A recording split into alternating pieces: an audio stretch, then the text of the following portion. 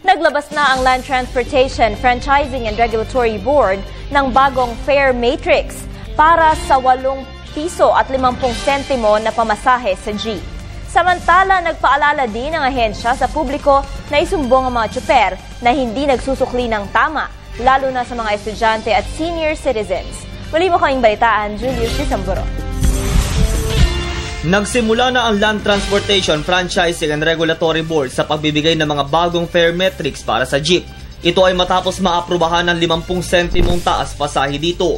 Mula 8 piso, magiging 8.50 na ang minimum fare sa nasabing pampublikong sasakyan. Nakasaad din sa bagong tarima na magiging piso at 50 sentimos din na magiging dagdag sa pasahe sa unang 4 na kilometro ng biyahe.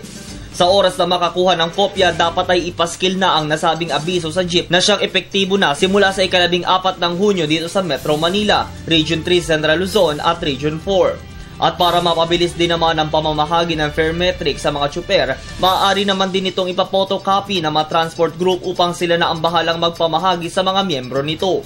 Samantala, muling nagbabala ang LTFRB sa mga tsuper ng jeep na hindi nagsusukli ng tama, lalo na sa mga estudyante at senior citizen. Ito ang siyang madalas inirereklamo ng mga pasahero. Lalo na yung jeep, yung sukli, hindi nila binibigay. Hindi lahat ng driver, lalo na kami senior. Ang senior, karapatan namin dahil kami matatanda na kami. Dahil ang senior, 7 lang ang pamasahe.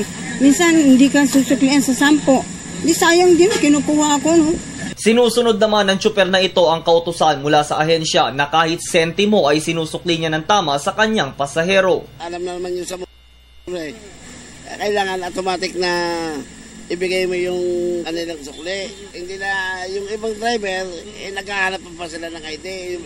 Ay, iba naman sa mukha, makikita mo na matanda na yun. Sa ipinadalang text message ni LTFRB Chairman Attorney Winston Hines, sinabi nito na may batas na sumasaklaw ng ganitong maling gawain ng mga drivers. At may kaakibat na multa o DKA kanselasyon ng prangkisa ang mga mahuhuling lalabag. Para sa Telebisyon ng Bayan, ako si Julius D. Samburon.